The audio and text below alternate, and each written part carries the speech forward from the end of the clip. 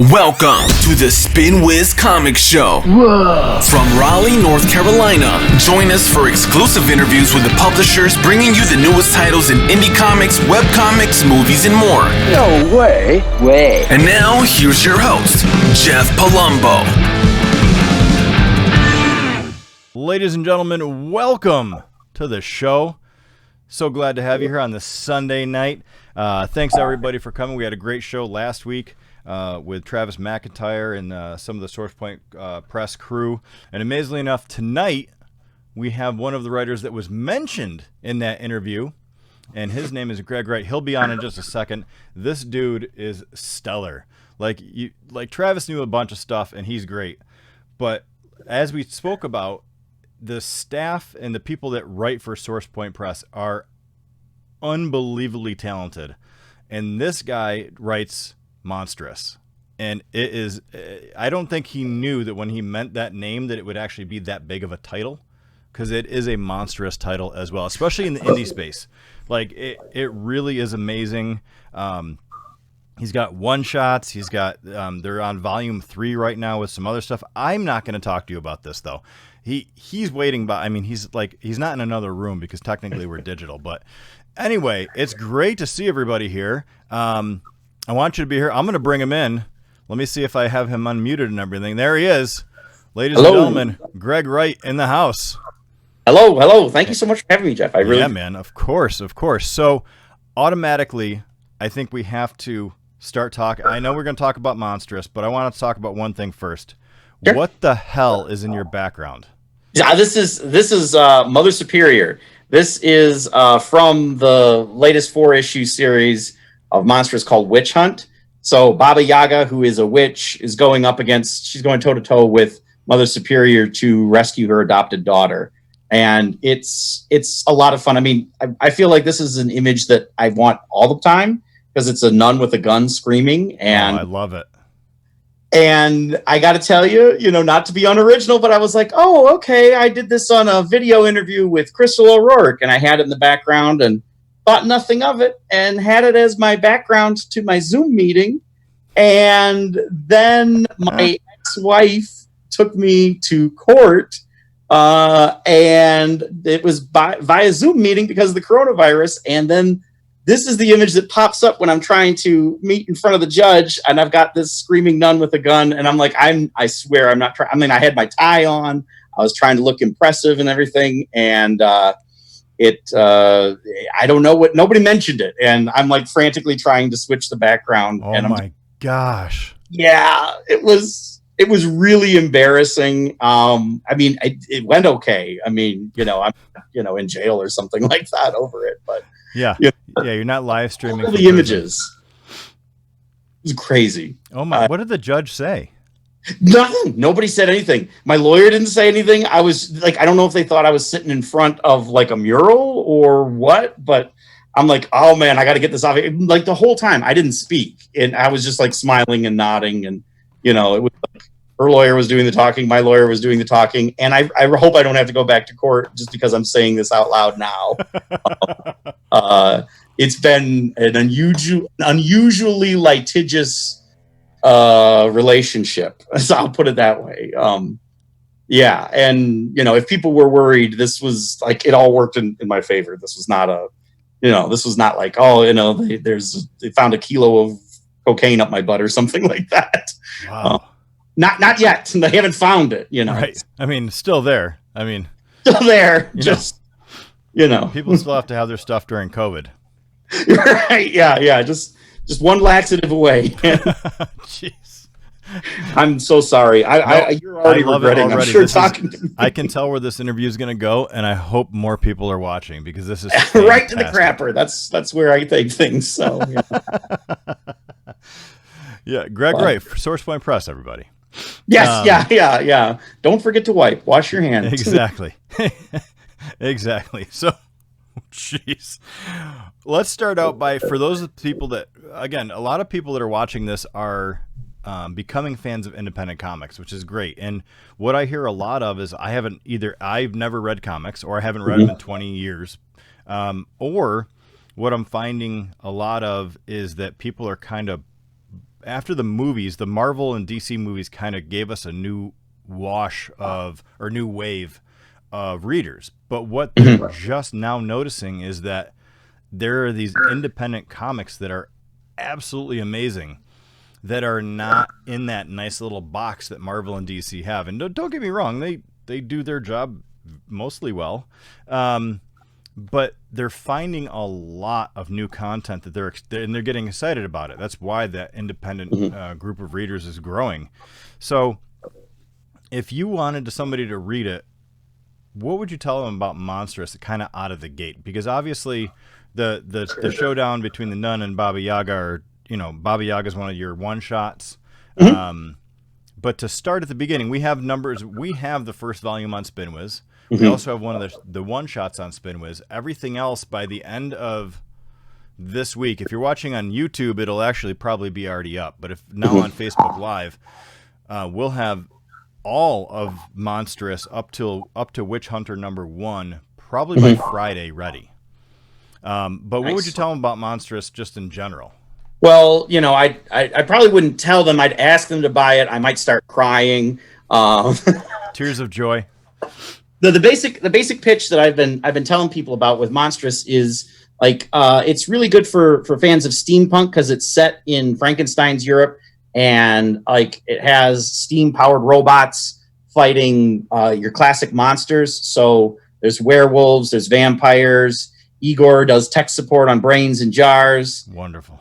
The cool thing about this is that there's the good guys aren't all that good, the bad guys aren't all that bad. Everybody's a little bit monstrous, and so there's stories from many different kinds of perspectives that sort of form this tapestry of the world, which is kind of its own main character. And it follows, like I said, it follows Dr. Frankenstein, and it follows a man who Frankenstein put his brain into a robot suit, and there's a series of adventures there. But then in some of the later ones, we have figures like Baba Yaga coming along, Van Helsing, who turns into a vampire and still is trying to hunt Count Dracula.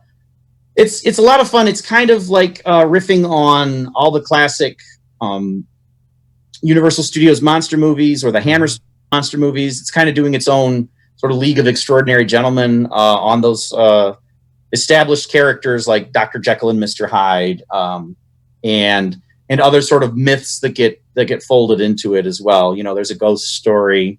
There's, all sorts of different things. There's a mummy story. And then we're going to be expanding some of these as they go on as well, too. So it's awesome. It's always ongoing and changing. So were you always a fan of the old school horror movies? Like, is that where it came up, or did you hate them and you're like, wow, I could make this so better? Well, I think that pretty much anybody who is a fan is sort of like one of the things that's charming about the Universal Studios monster movies, and I'm rewatching a lot of them all this summer, just for fun. And it's really cool because you can love them for what they are, but you can also love them for like the sheer potential. Like they don't make movies like that anymore. I mean, I hate to sound like an old codger or something, but like if you watch Bride of Frankenstein, I love the Bride of Frankenstein, but it's not necessarily scary. I mean, I don't think that an audience today would watch it. There might be a part where it's like, oh, that's kind of creepy or that's kind of gross, but it might give you chills, but you're not going to be like scared, like I don't know, like with a movie like Don't Breathe, for instance, or something. And that's okay. It's sort of like just embrace sort of like the fun and camp. And James Whale, apparently, after he made Bride of Frankenstein, he would ask people who watched it if they laughed. And, people would be like, no, I would never laugh at you. But he's like, no, I was trying to be funny with a lot of this. And so you kind of almost appreciate that on sort of like this, not necessarily even camp, but just like this level where there's humor and like, a little bit of scare, but really it's not trying to do what a lot of horror movies today are doing, if that makes sense. Yeah, it does. And I think, to me, there are parts that remind me of Young Frankenstein. Yeah. Because they're a complete curveball, and it's a comedic relief. And sometimes that I don't know if you planned for that or if it just kind of came out. Yeah, in many ways, I mean, I'm a huge fan of Young Frankenstein. I'm a huge fan of Mel Brooks. And honestly, I feel like Young Frankenstein, in many ways, is Mel Brooks not doing the same kind of shtick that he did in other movies, where it's a straight up like goofy visual gag parody sort of thing. It was a little truer to things like James Whale and the Frankenstein movies, where it's certainly very funny, right? I don't mean to say it's not funny, but not as many like puns and not as many like sight gags and dick jokes and stuff like that. Blazing Saddles and Spaceballs type. Yeah, where it's wall to wall jokes that you can't really take seriously. There's moments in Young Frankenstein where you kind of get swept up in it, and you're like, oh, this really matters, and these guys hate each other, and I don't know, like. I kind of want that vibe with Monstrous, to have it be something that, you take seriously and you are interested in the story and you like the action, the adventure, but like the humor is very deliberate. I mean, I want it to be a fast-paced, fun kind of a world. But the cool thing about having so many different stories is that some are darker and more serious, some are more lighthearted, some are more action, some are more dialogue based and things like that. And if you're expanding this environment or this world, you really can button hook them back into something that was super dark and bring them back into something that is not as dark, or vice versa. Where somebody that's very comedic or has that type of quick wit shtick can go down a rabbit hole that's really dark really quick, and they don't know how to handle it, or they tried to cope with it. Like I think the amount you can do, like you've already done a ton. I mean, but I think what you could do is almost limitless. Yeah, that's really sort of what I'm doing. Is I feel like I've taken all the toys out of the toy box and just sort of spilled them all over and been like, all right, now what do I feel like playing with today? And of the toys, not anything dirty, but it's a lot of fun, like you're saying, because of the potential of it, where it's like there's virtually unlimited stories that you can tell, where it's like, all right, do we want to do werewolves? Do we want to go with vampires, or whatever happened to that character from 3 issues back? Well, let's give him his own one shot. Or, oh, this character is really fascinating. Let's see what the world it looks like from her perspective. The more you read of these, the more they pay off with those moments where, oh, I like that character. That character came back, or that character looks familiar. Oh, you set that up in this other thing. So yeah, that's awesome. People have fun with that, and kind of, that's the payoff of sort of like the shared universe concept or whatever, is that you'll see little things echoing and bubbling throughout. Yeah. Are you going to put Dave Hayes in any of these? Yeah. Dave Hayes somehow works his way into everything, doesn't he? Mother Superior after David Hayes. No, it's not true, but it feels true. I like that. I'm going to start saying that now. You should. Yeah. You should. I know that he and Josh are huge into the horror scene. Yes. Oh yeah. Are you that big of a horror nut, or is this one of the things that you enjoyed from an old school perspective? Not because I don't really like some of the new spooky, suspenseful horror stuff I like, but I see like Friday the 13th and Nightmare on Elm Street and those type of movies were very like not funny, but they weren't. I mean, there were some funny things because obviously they meant to be very funny. Yeah. But to those were never scary to me. I was just kind of like, oh, you're gonna like you almost look forward to that death person. But the old school horror was meant to be scary-ish, and people hadn't really been introduced to that yet. Yeah, and it gets sort of more extreme as the years go on. I hesitate to compare myself to David Hayes or Josh Werner because they are some of the most intense horror fans that I've ever met. They really are. And I'm not going to claim to be, on their level, but I like a lot of horror movies. I've seen a lot of horror movies and tried to work that into other things that I work on as well. For instance, I'm writing the 3rd Houston script. Houston is Adam Green's horror sitcom TV show, and so there's like a lot of Easter eggs in that one as well, like all these references to other horror movies or TV shows or just scary stuff in general. Stephen King, a lot of that stuff gets in there, and it's fun because like me and Steve Shar and Josh Werner, that's who worked on the first 2 books. It's a graphic novel based on the TV show, and all of us have our own areas of interest and other little Easter eggs that we want to put in there. So each sort of round gets another bunch of little things that, I would love for somebody to go through them and like document, like, what are all of the references? Like, a character goes into a pawn shop and everything in the store is a reference to a different horror movie. That's awesome.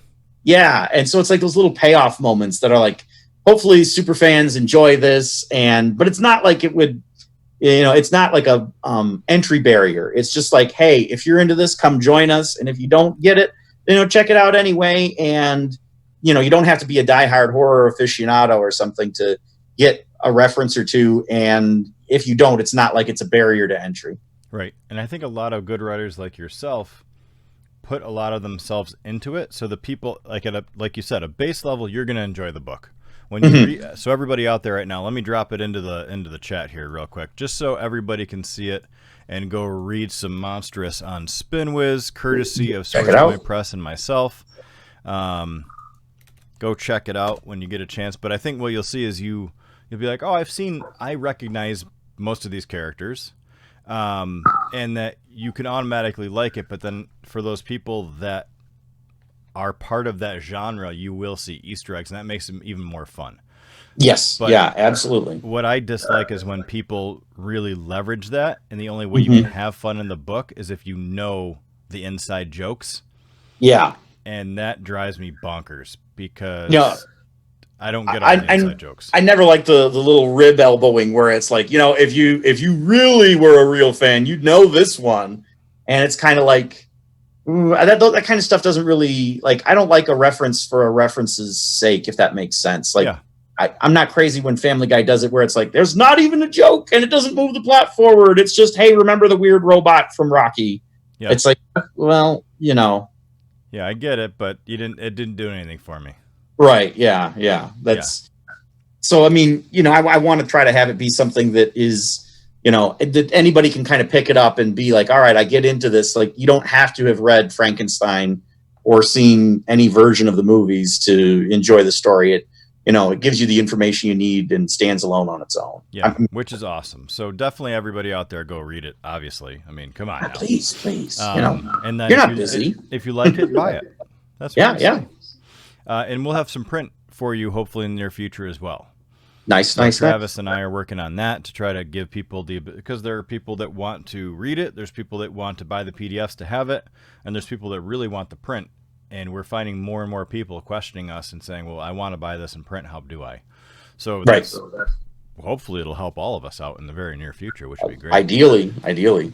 Yeah. So from a con perspective, the fact that, well, let me go to cons in a minute.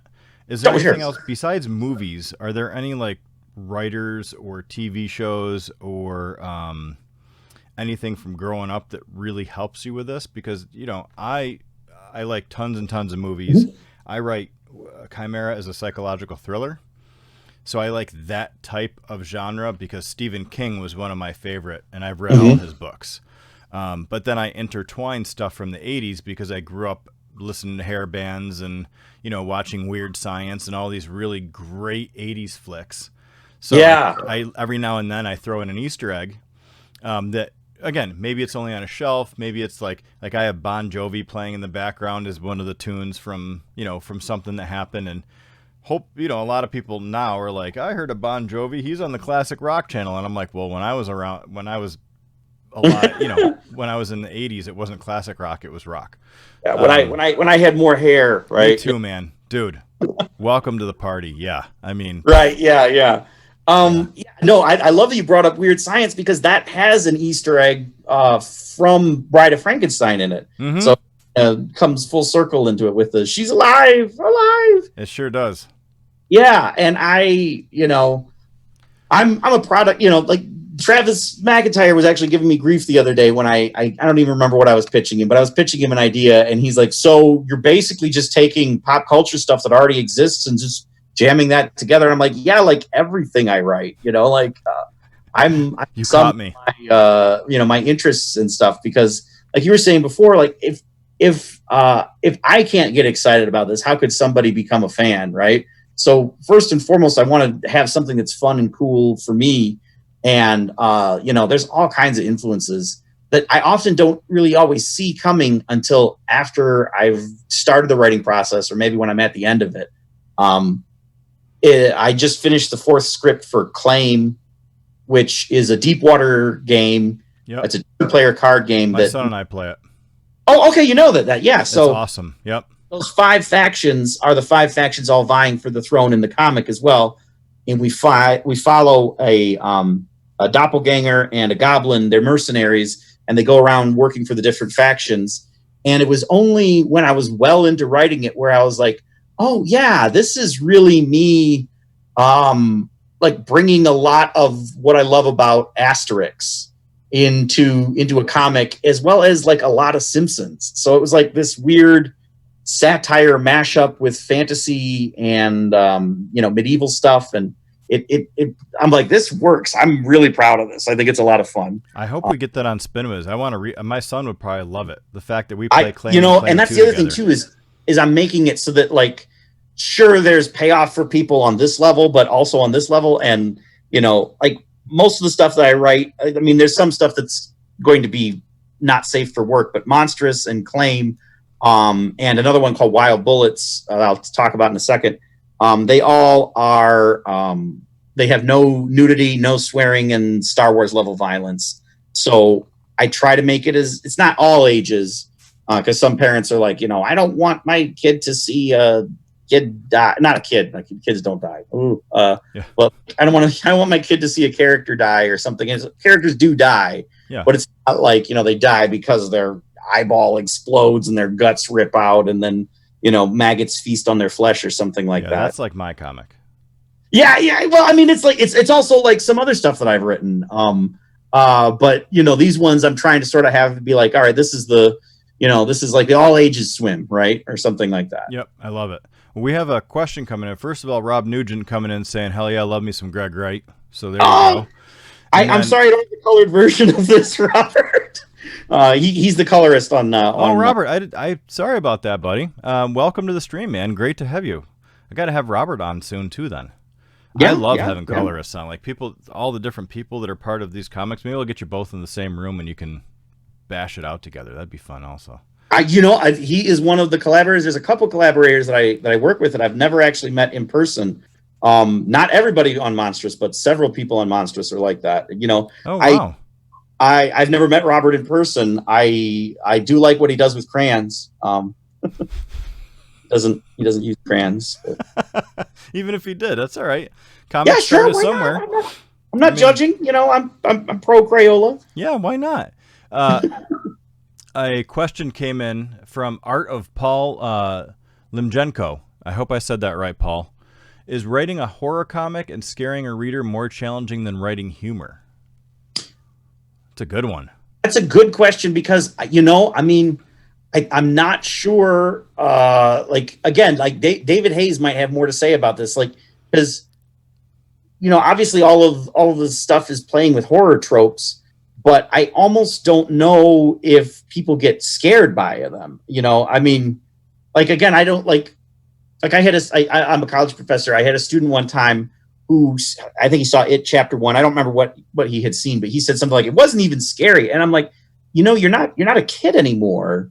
Horror movies, they have to have some other point than just scaring you. Cause if you're not at a sleepover as a, middle schooler or, something like that, your junior high days isn't really scary necessarily. So you have to sort of think about what is it doing or saying, and sort of capturing what people are anxious about. Mm-hmm.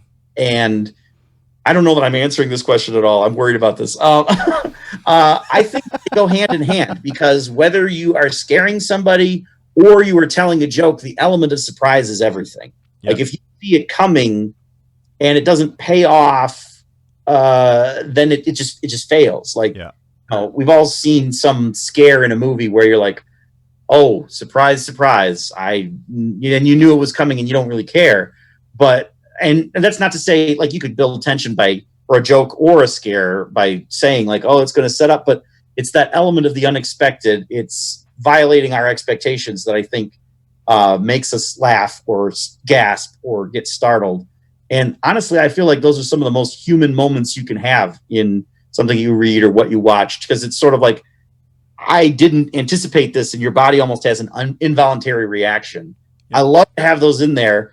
And I think that I probably do the humor better than the horror, but that's probably just my background. But I'm more likely to tell a joke than try to terrorize somebody, although I sometimes do that as well with friends and family. Well, I found that what I'm good at when I'm writing, or at least I've been told I'm good at, is a hook. So I writing a delivery like that, going to Paul's question, is I have more of a problem writing those pieces in than I do creating an arc with a hook. But again, other people find the fact they can just pop off like things that either scare you or make you cry or make you laugh. But the hook is their hard part. They don't know how to transition from a break in one to a issue 1 to issue 2 to issue 3 and so on and so forth. So I think everybody also has a skill in that.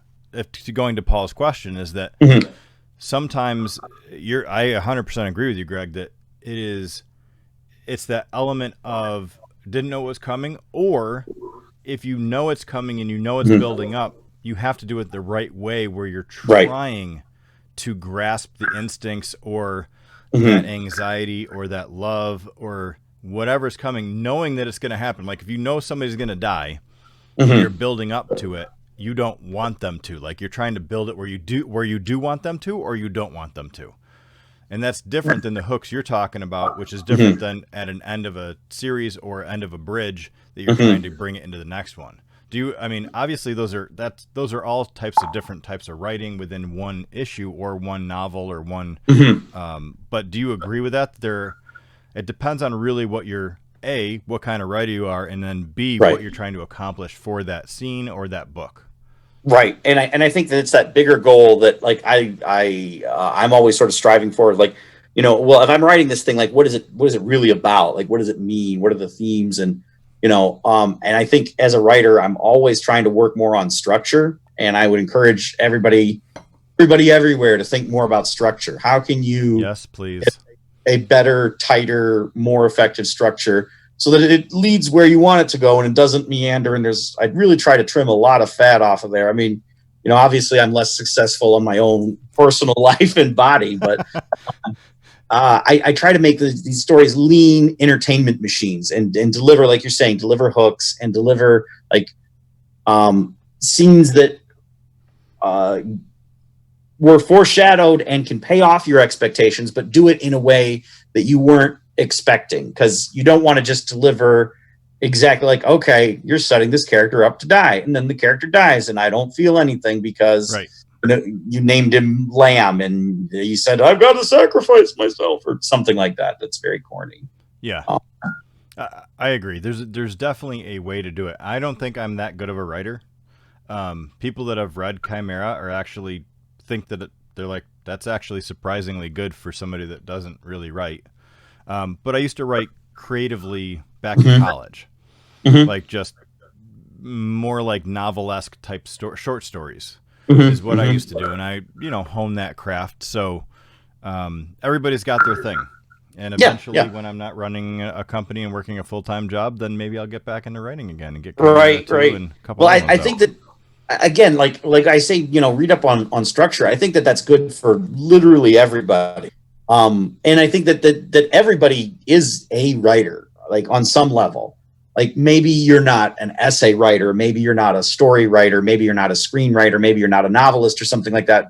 Maybe you're not a poet, but I think that everybody on some level has thoughts that they want to express or share, and thinking about structure and how to organize your thoughts and tell a story is crucial to me as a life skill for everybody, because everybody even if it's just in a job interview, you got to tell a story about who you are and why you're necessary to this potential employer.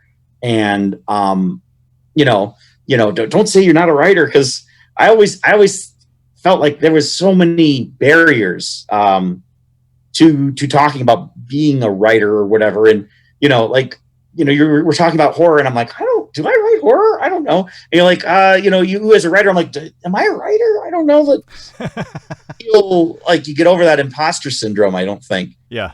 Somebody, told me when I was younger than I am now, which is, I mean, every day before today, we were all younger than we are now. But somebody had said something like, a real writer writes every day. And I was like, oh, that just got right into my skull and made me feel so guilty. I'm like, oh, there's a lot of days I don't write. There's still a lot of days I don't write, like right now.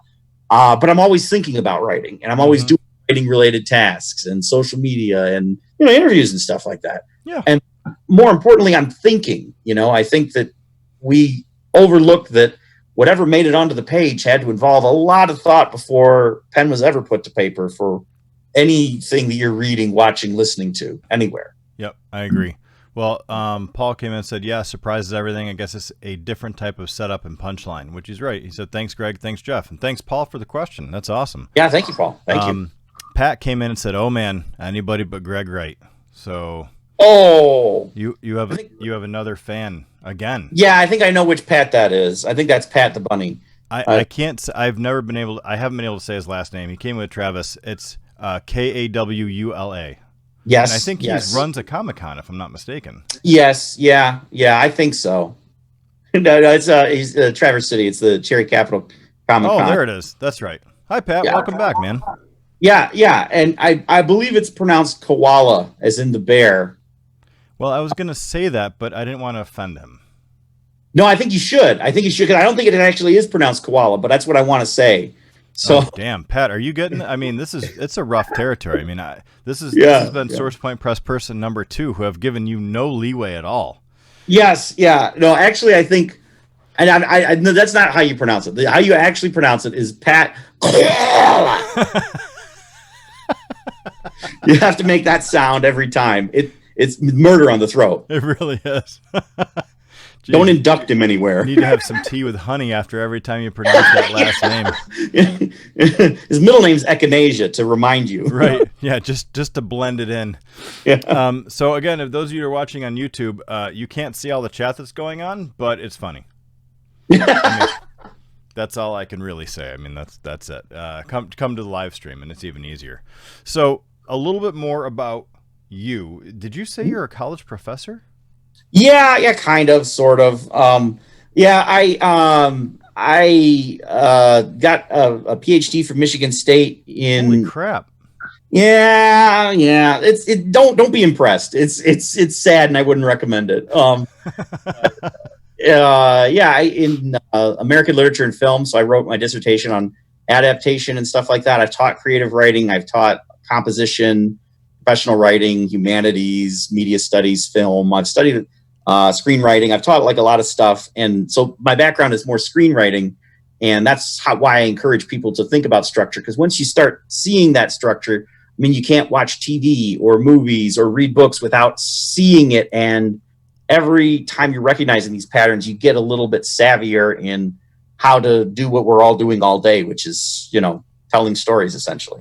Yeah, I read a book that basically, I can't remember what the book was called. It could have been How to Write a Comic. Okay. How to Write a Comic book, but it basically laid out every TV show and what happens within certain minutes, and and I was like, well, this can't be right. And then you start watching TVs and movies, and you're like, shit. You can set your watch by it. Yeah, it's crazy. And you're just like, well, I honestly think that it did one of two things to me. It took out some fun of the show because now I knew what was coming up, or I knew what was supposed to come up. Right. Not necessarily the exactness, but the fact that, I see where it is, and in 2 minutes I know this is going to happen. I know this is going to happen. I know there's going to be a transition or whatever. But at the same time, I think now that I watch shows and movies and I read things, that I can pick out, again, the savviness and how good somebody is. Like Umbrella Academy. Yeah. Is just wonderfully done. Even now, the TV show or the comic or both? I have actually only seen the show. I have not read the comic. Oh, okay. Do yourself a favor, because I heard it's amazing. Kind of came out of left field because it was Gerard Way. People were like, the guy from My Chemical Romance wrote it's he's written some other comics, but by far the Umbrella Academy is the best. I really like volumes 1 and 2 more than I like volume 3, but it's all worth your time and really enjoyable. Yeah. Well, same thing with Lock and Key. When I was reading it and writing it, or reading it and watching it, I found that I really hated the characters, and I was really impressed with how much they made me dislike the characters. Like it was specifically written to make these characters almost non-likable and stupid. Where and it's definitely written for adults. It's not written for teenagers. Although I bet you teenagers would see it in a completely different light. But it is definitely written for an adult factor, where you're like, yeah, these kids are stupid. They are selfish little pricks. Right. And when I was going through that and thinking about it, I'm like, the writer, who is actually Stephen King's son, is so good at creating that.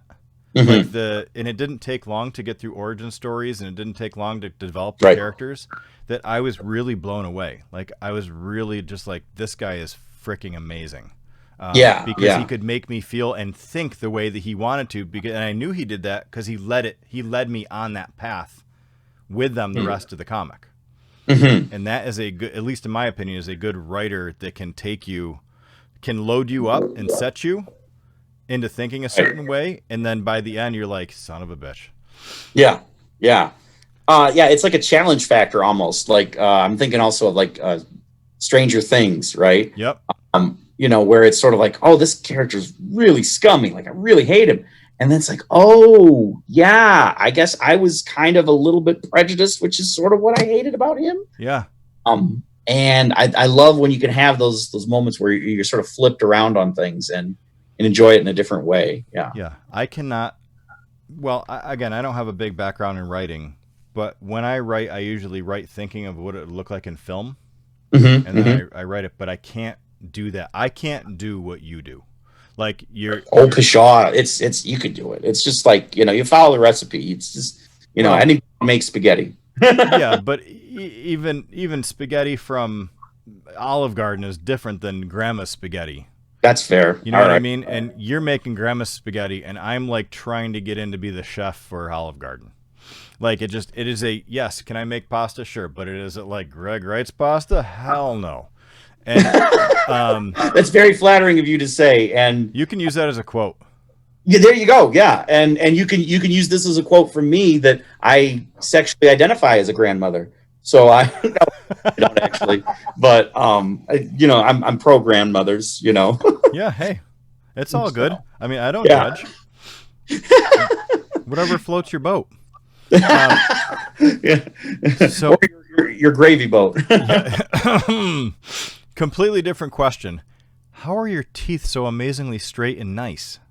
Oh my gosh, it's funny you should say that, because I was actually just thinking about this. I chipped a tooth here, and I need to see a dentist about it. It's not painful or anything, but I was like, oh, they're gonna see my chipped tooth. I had braces as a kid, and I really try to like. I was asked this earlier today. I was like, you're brushing your teeth after lunch. I'm like, I love to brush my teeth. So. I probably have something wrong upstairs. So I mean, who doesn't really? Yeah, at this point, right. It's just how many things upstairs are banging around each other. Yeah. So which part of my brain is chipped and which part of my teeth are chipped, right? Yeah, exactly. And I had braces too, but mine aren't as perfect as yours. But I have to get Invisalign. Thank you. I mean, I ate my retainer. Oh my god.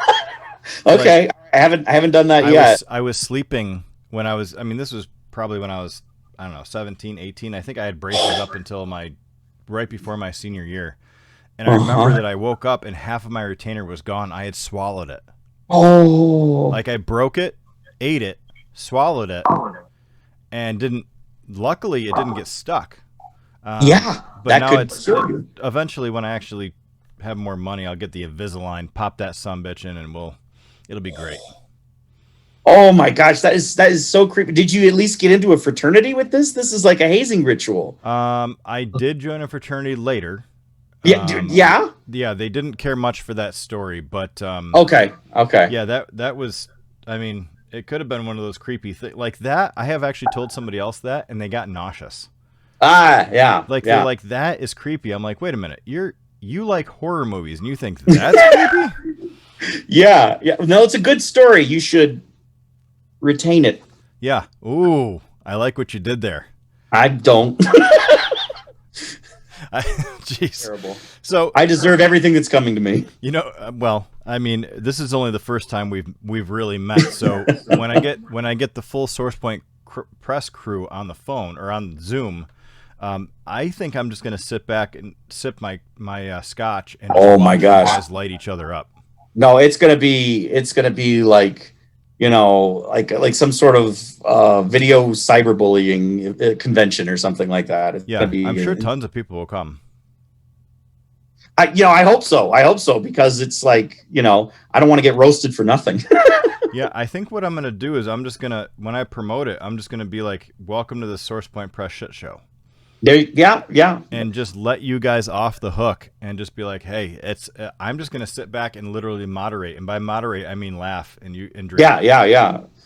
No, you'd be surprised how often that just sort of feels like, that's what we're doing at the Comic-Cons. Where it's like, hey, here we are again, shit show time. Mm-hmm. And, yeah, at C2E2, I finally got the first taste of hanging out with the SourcePoint Press crew. And that was, Frank was there, Garrett was there, Travis, Josh. It's the first time I had ever met Josh. I mean, I had met Frank a couple times, but Garrett and Josh I had never met, and Travis I had never met in person. So after hours was a little different. A little bit. I'm not going to say that anybody is more or less sober, but they're probably less sober. I don't know why I said that. I said that like, oh, I'm not going to say that they're drunk, but they're drunk. So I don't think anybody is against that. I mean, and David Hayes was there too.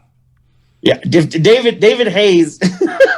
I love when David Hayes rolls into the scene, because it's like the beginning of Raiders of the Lost Ark. He's like the boulder, So we did a live screen of Rotten Tail with him and Josh. It's so much fun. And what a great movie. Now, do you, going back to kind of what you do, what are some things that, I mean, you're obviously ungodly talented in writing. Oh my gosh. Stuff. I don't need to say that. I'm not paying you. You're not, and right, you're not paying me, at least not yet. Not yet. Like, what are some people that you see? It doesn't have to be SourcePoint Press. It could be anything. Sure. Where you're just like, they do this awesome. Like I do it okay, they do it amazing, and I can't even match it, because there are other people like that. Yeah, no, there are. And I mean, I'm not gonna. I'll try to steer. I mean, I am wearing Garrett Gunn's Franklin and Ghost hat. You really are. A shout out to people. I wish all the best to my fellow SourcePoint Press brethren and cistern and everything like that. But one thing that I talked about loving horror, but I also love pulp. And I have a pulp mashup series called Wild Bullets that it's 3 one-shots. One's Thanksgiving, one's Christmas, and one's New Year's. Amazing. Collect it and call it Homicide for the Holidays. And it's a pulp mashup where each of the members of the Bullet family take a turn telling the story. And when they do, a different artist takes over in a different style and genre. So one's a detective, one's a mad scientist, one's a monster hunter, one's an archaeologist. They're all deeply dysfunctional, and they go to their parents' house for these holidays, and there's murders and mayhem, and they have to find a way to work things out together. And it's in that vein that I'm going to say Sean Phillips and Ed Brubaker with the Criminal series. That is an independent comic that is nearly perfect the entire way through. The art is gorgeous. The stories are killer, and it's especially good for people who love old crime movies, but you don't have to. The stories stand on their own. They're just really great crime stories. Ed Brubaker, he's written Captain America. He's written Iron Fist. He's written a bunch of stuff, but like the stuff that he's done with Criminal is by far. I mean, it's top shelf, and I feel like while it's award winning and highly acclaimed, I feel like not enough people have picked up the Criminal books. They're really, really, really good. Yeah, that is awesome. And do they self-publish that? I believe that's well. I mean, they're that's through Image, I believe, and so it's not self-publishing, but it's like Image is a different model than some other places like Dark Horse, for instance. And I don't want to get too bogged up in that or bogged down. I don't want to be in a bog with that necessarily, up or down. Yeah, I agree, and they're all different too, for sure. So, are you? This is the question is non-business, even though it might seem that way. But are you published under other people besides SourcePoint Press? I am, but that's typically short pieces, things like that. I just really like SourcePoint Press. I like working with them. They like working with me. I mean, good people, man. So like I have a novel that's coming out from them. And I have, graphic novels and comics and stuff like that. I have some other things published with other publishers. I'm, academic work, creative work, stuff like that.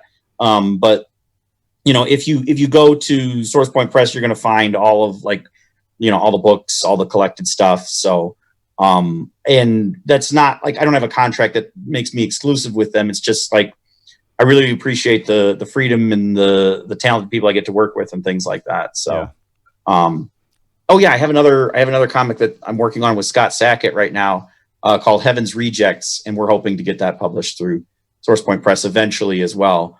And that's a story where it's kind of like what if Charlie's angels were all real angels? So they get kicked out of heaven and they're working freelance fighting evil on Earth, and it's goofy and weird and fun with following these three angels as they kick ass and chop off demon heads and things like that. I mean, that you had me at that last part right there. Anytime chopping heads. Anytime you can get a demon head just decapitated on the spot. I mean, I want to say it happens at least once an issue. I know it's happened a lot of times. Like there's one in particular, and they're not really clear if she grows a new body from the head or if she grows a new head on the body, but they keep chopping her head off and she keeps coming back to them. Oh man, what a pain in the ass. Yeah, or the neck, whatever. Yeah, exactly. Yeah. An extreme pain in the neck, consistently. Yes. Womp womp. So where do you come up with all these great ideas? Again, probably because my medication's wrong. But or very right. Or very right, No, I just I almost always have more ideas kicking around than I have time to write them. It's just since I was a very young person, I've always wanted to express myself creatively, and I feel better first of all, I feel better when I get it out, where it's like, okay, this was kicking around in my head and now the rest of the world has to deal with it instead of just me.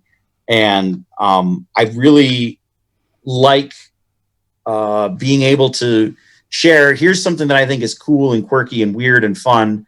And then that resonance you get when somebody's like, yeah, I get what you're saying. And I like the same stuff that you like. So I like this thing. And it's like, that's just gold. It feels great. And I love being able to do that. And so I read a lot. I write a lot. I watch a lot of movies. And I always want to keep getting more new stuff sort of fed into the hopper so that people can, I can, you never know how you're going to use a thing before you experience it. But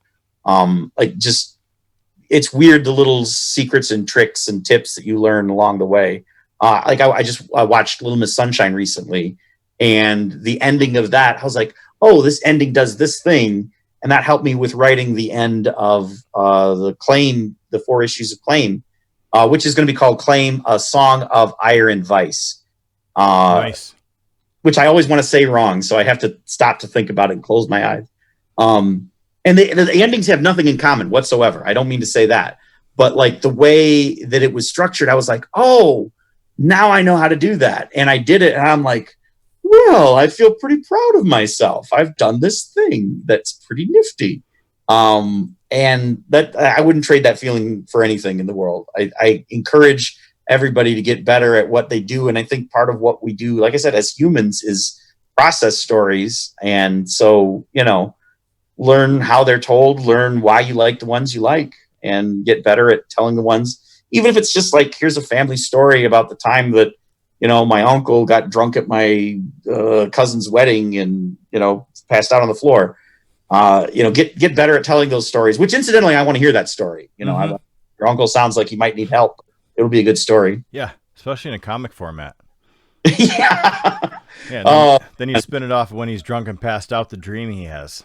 It's just bridesmaids dancing before his eyes. Yeah, exactly. I think one of the best things that people tell me, and I don't write anymore, not because I don't want to, just because I'm so drained from my day job. Time consuming and energy consuming. Yeah, and then I put the family to bed, and then I work on SpinWiz until 12 or 1 o'clock every morning, and because I'm focused on helping the site grow and helping all the people grow within it. I don't feel like I have the energy to put anything of myself in. But two things that get me through are meeting people like you where I really like their work and I feel like I don't have to be creative because I read something and I'm like, oh, that was nice. Almost like it's not the way that I would write, but I appreciate the way it was written. Yeah. And I'm just like, oh, that was nice. Like I don't know why it's a sigh of relief for me, but it is. And then I think the second thing is when people do read my only comic, and the one thing they tell me is, why aren't you writing anymore? Like, I think that's one of the nicest things anybody can say. Now, granted, maybe I got super lucky on one issue and I'm really not a great writer, but the fact that people are like, oh, do you have more coming? And, oh, why'd you stop writing? I think those are two really nice things that are free to say. And they make me want to pick my keyboard back up. I mean, I guess because you can't pick your pen or pencil up. I don't right. Yeah. Or at least get to the keys again and start try to take 2 hours every week and just focus on what's next of just because that feeling is good. I mean, money is great. Don't get me wrong. But I'm a fan of money myself. Yeah. But to have people appreciate you and appreciate what you do can sometimes bring you into another, like if you're in a slump or maybe you don't get into writing slumps, but I did. And knowing that somebody's like, oh, this is great, at least it got me amped up again. Does the same happen to you, or do you not get writing slumps? Well, I mean, I think it's all been a slump. I think it's all constant slumpage. So, you have the only uphill slump I've ever seen. yeah. People ask me that, they're like, "How you doing today?" I'm like, "I'm slumping." But every day I'm slumping and slumping. But I think that it's I mean, because that's the thing is that whatever it is, I think soldier through, because like you had mentioned Stephen King earlier, and I had mentioned Stephen King earlier, and like think about like what's the worst Stephen King story or novel or movie or whatever, and it still is like that didn't stop him from doing the other stuff. So like imagine if only the worst one was the one that made it out, because we'll talk about Stephen King and you might pick a favorite or pick a best or whatever, but part of it is that he's just been churning out so much quality and content for so long. Like that's if I gave that advice to anybody, if anything, is just keep doing the thing that you enjoy doing. Yep. Because you never know who's going to click or appreciate it, or what you're like, you know what, this one is by far the worst thing I've ever done. For somebody out there, it's their favorite, and you don't know until you sort of throw it out in the marketplace of ideas. And like you had said, like, I didn't think that Monstrous was going to take off. You can't plan it. You don't know. And so, I mean, I'm glad I like it, Yeah, that helps. I spent a lot of time on it, but like beforehand, you don't know what somebody is going to say. Yes, I like this. It's never going to be the thing that you want. It's never going to be the thing you're like trying to like, hey, I really want this thing to take off. Like people choose, and then you kind of got to go with where you're led. You're not the one leading the dance, I don't think. Yeah, I agree. And one last question before we have to go, because like I told you, we're almost on to an hour. Yeah, I'm a blabbermouth. I'm sorry. No, it's just a fantastic conversation. When it flows, man. But one of the things that here, the question will come after my example, which is not the way you're supposed to do it. And if you're taking tips of how to interview people, don't do it this way. Just for anybody that's watching later.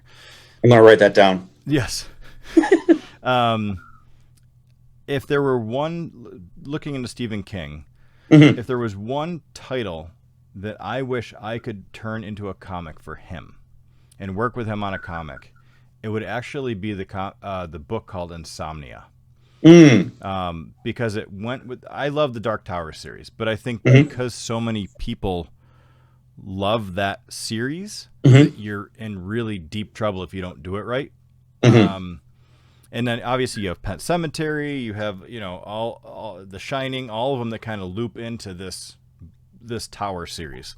But Mm-hmm. Insomnia could be just a crazy, the way that I had envisioned it when I read it, even though part of it was really, really boring. I think a comic could speed that up, because I understood what he's doing. He does it in every book of his character development, his environment development takes time. And then it just kind of whoop, and it's gone. Right. But I feel like that is such a good book that is not relatively unknown. I mean, it won God knows how many awards, I'm sure. Mm-hmm. But out of all the books that he has, it's relatively unknown comparatively. Mm-hmm. Mm-hmm. But I would love to not rewrite it, but update it for comic. Mm-hmm. And because it is my level of suspense thriller that I love. And I think because I could visualize everything that he was doing, and because the book itself had so much color in it by reading it, that I think I could do an amazing job. Is there anything that you can think of that you're like, I would love to either rewrite this as a comic, or hey, I would love to take this story and make it mine? And I mean, you kind of have done that with Monstrous. A lot of people have done it with Oz, for sure. Right. Right. Is there anything that, whether it be a book or a movie or a music, like the title Run by Foo Fighters, I actually have what I consider an amazing layout for a music video drawn in comic format for that video.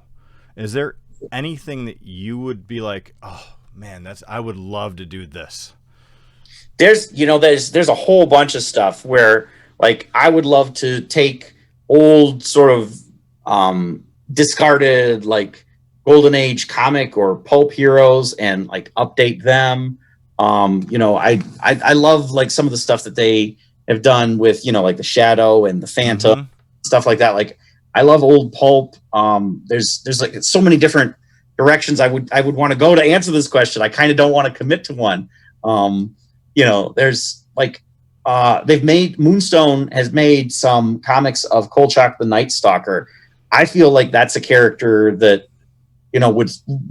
does really well in comics, and I wish I could play in that sandbox as well, because I really like those Kolchak comics, and I want to see just more of them in the world. Like, I want to donate to make those happen. And I think everybody also, like, if you talk to the Source Point Press people, a lot of them will say things like if people, like, this is something I kind of do, like, hey, here's a kick-ass Aquaman story, or like whatever. Like, everybody has got like a host of pitches that they would throw out there. I'm blanking on, like, what I want to do, like which specific thing for it. Since I got to write an adaptation of Claim, I've really liked that, and I'm like, I threw together some other pitches for other things that tie in with games, and it's like, that would be so cool to do. It would be so much fun to do. I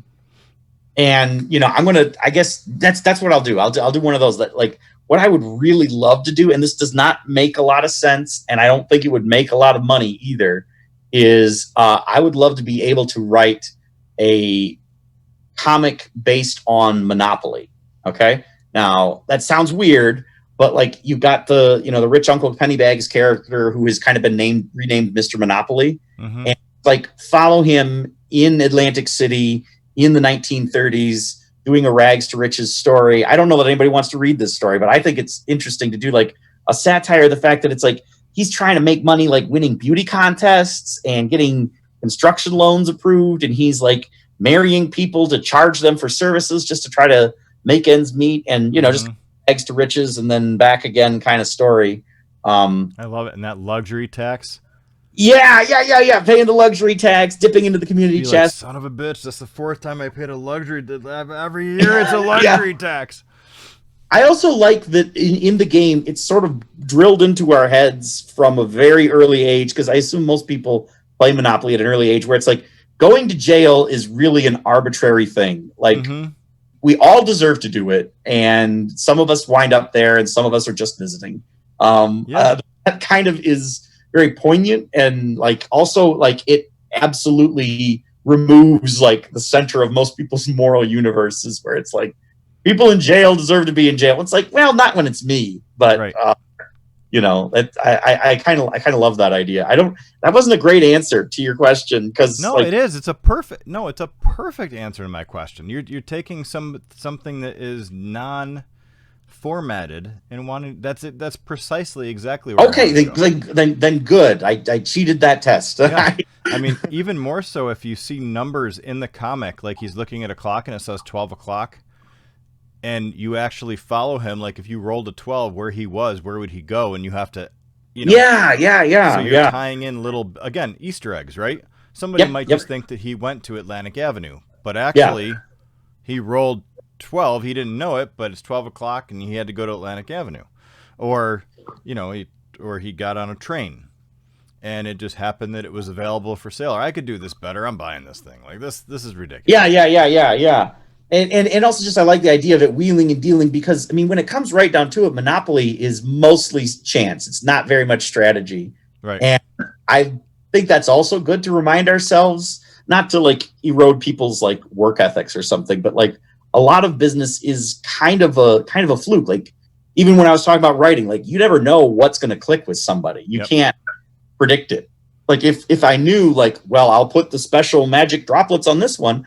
Well, of course, everybody would do that. Right. But, you know, so you don't know in advance. And it's kind of like that dumb luck that is really, this is not like a big political statement, but it's kind of what our country's founded on, is just sort of like, well, let's try this and see if it works. Mm-hmm. And I kind of like that reminder that a lot of this is arbitrary, and, it's good luck that it's worked out for you or your friends or whatever. And if it hasn't, roll those dice and see next time, I guess. Yeah, the path is not clear, especially in indie comics. I feel, and Travis and I talked about this last week, that a lot of indie guys try to follow Marvel and DC and their path. And I'm like, you are going to fail every single time. Or at least it's going to be a huge pain in the ass to try to replicate it. Because they have 70 years of branding, they have shit tons of money. They bought out all the major brands back in the 40s, 50s, and 60s and 70s as they came up. I said they don't have to. They have a model that works for them because they designed it. Indie people have to create a different model for it to really work well, and that's what I'm trying to do as part of the platform, is create that different model. But the more people that realize, hey, I don't need to do it just like that, and I don't have to make sure that I'm in Diamond, and I don't have to make sure that I do it this way. I think it'll help a lot of indie guys out for sure. Well, and I think the other thing too is it's like, whatever you're making, it's not everybody's in that market, right? Like sometimes people come up to me at the table and they're like, I really like Batman. I only want more Batman. Can I find Batman here? And it's like, well, wait a minute. First of all, it's always kind of mind boggling to me, where it's like, going to a Comic-Con and you're trying to find this obscure comic book character known as Batman. Right. Like you can get that at the mall, dude, but whatever. We have Man-Bat. Yeah, you can get Man-Bat's a little bit different, but like I think that what a lot of what I've seen people do that I think doesn't lead to success in independent comics is like, well, people really like this Batman character. I'll make my own version and I'm going to call him Bratman or whatever. Yep. I think that's like, you don't need to try like, the Marvel universe works really good. Let's do a universe and we'll call it the Marvelous universe. Like, I don't think it's a good idea to try to reinvent the wheel. Like, do your own thing and strike out into your own territory. And honestly, I feel like Marvel and DC should do the same. Like, part of what was innovative about these companies is that they were willing to take chances and make new characters. And like, you don't see too many new characters from either of the publishers. Like, I think the newest characters that have been successful, that have like the staying power or whatever, pretty much for both of them are Deadpool and Harley Quinn. And we forget it, but those characters are like 30 years old. They're not new, Well, Vertigo was supposed to do that for DC. Right. You can see how well that worked out. Well, it kind of did, because now aren't they doing something new with Sandman? I think that they are. Well, I mean, they got a couple gems out of it, but a lot of the good. Right. I saw that as like a darker DC comics, and DC Right. compared to Marvel for me is darker anyway. Mm-hmm. But I thought Vertigo was awesome because it let them play in a different sandbox. The problem was, again, it didn't fit the amount of money that they wanted to make off of a title. Right. They were using it as a breeding ground for a new character, where what they should have been doing is, this is a brand new box. Mm-hmm. But they didn't do that. At least I don't think so, and that's what we're trying to do. So, Yeah. you know, the new box. Don't pee in it, But- please. Yeah, I mean, because that's the thing, is that people, again, they don't know what they want until they've already sort of found it. And throw something out there and make something new. That's a good quote, too. I try. You know? Yeah, Josh Sobek coming in saying the Gregalo in all its glory. No, Gregalo. Oh, Gregalo, excuse me. No, it's like Juggalo. I wear I was makeup. wondering, once you said that, I'm like, do you wear a Juggalo face? I have done that on 3 different occasions at the at Twisted's Astronomicon in Sterling Heights. I get the full black and white clown makeup. I go out there. Oh man, it's a good photo opportunity, and I think the best part about all of those images is that nobody needs to smell them. Yeah. Yeah. Good call. Yeah. And I feel bad for my booth mates, but I get out there and I go a little crazy. People have a good time. It's a lot of Well, fun. Josh Warner goes out there, right? Like, isn't that? Yep. He knows those guys, I think. Yeah. No, the Twisted does a comic with Source Point Press. Right. Twisted it's called- Hions. Haunted Hions. Yep. Mhm. Yep. We have that as well, in case anybody wants to read it. You're Check it out. Check it out. It's good fun. I heard they're super nice and super smart guys. They are. They're sweethearts. I don't know. I haven't worked with them like a lot, but I've met them a couple times. Really nice guys. And also they didn't I'm like, oh, I'm wearing clown makeup. They're going to beat me up and stuff me in a locker. They're going to say I'm not cool and I don't deserve to be here. And they didn't say any of that. And I appreciate it. And I'm thankful for See, it's the little things in life. Yeah. Honestly, for as much as I get myself into trouble with my mouth, I've never been stuffed in a locker. I think that's, the power of anti-bullying is really just getting too fat for a locker. Also, another great quote. Yeah, this is life lessons. I'm a life coach now. I mean, maybe I'm just going to put this all in like the YouTube description below. If you're here, maybe I'll just start listing all these out, and it'll just be the quotes of Greg Wright. Yeah. I mean, because he can't be wrong. Yeah, right. And watch some 7th grade be like, listen, dude, I'm really overweight and I got stuffed in a locker and you're not my hero anymore. You're a false idol. Or my dad. You're not my dad. Stop it. All right. Well, listen, man, we have gone over an hour. Sorry. It has been amazing hanging out with you. Thank you so much, Jeff. Everybody Appreciate knows, the this chance. is actually the first time Greg and I have actually conversed at all. Yeah, I mean, yeah, there's been some over social media, but very little. When your new content comes out, make sure I get it. Like, tell Travis, Absolutely. be like, did you get it to Jeff yet? Yeah, And absolutely. he'll be like, did Josh get it to Jeff yet? And I'll be like, and then they'll turn to Casey, and Casey will be like, I'll get it to Jeff. Yeah, all right. Somebody's got to do something around something here. like that. But obviously, keep in touch. I want you to for sure. But just so everybody knows, before we got on, like we were talking before the show, and we're gonna do an 80s, like a 5-second 80s, like Yeah, that's right. like a takeout, like Yeah. we're gonna freeze it, and that is actually gonna be the The screenshot. I want to make sure you get the nun right. What are you gonna try to do? Because I have to try to match something. I'm not. I think I'm just gonna have like the Frozen head cocked back laughing thing. That's what I'm gonna do. I think I'm gonna do like the double thumb, like. Yeah. There you go. I think those will match well. That'll match well. Yeah. So Countdown for it though, because I don't want to look stupider than I am. all right. Yeah, and I'll come. Yeah. Well, if I can help it. both of us. I mean. Yeah. I mean, technically, if I put on my glasses, we could almost be twins. Oh my gosh, I'm so sorry. Well, I mean, you have nicer teeth. That's where people would be like, no, Greg's teeth way better. Like, there's just no way. Are you 6'2", by the way? I am not. I mean, I'm 6'2", 220. I mean, okay. Well, I'm shorter and fatter. well, let's just say you're 5'11", 220 then. Maybe that.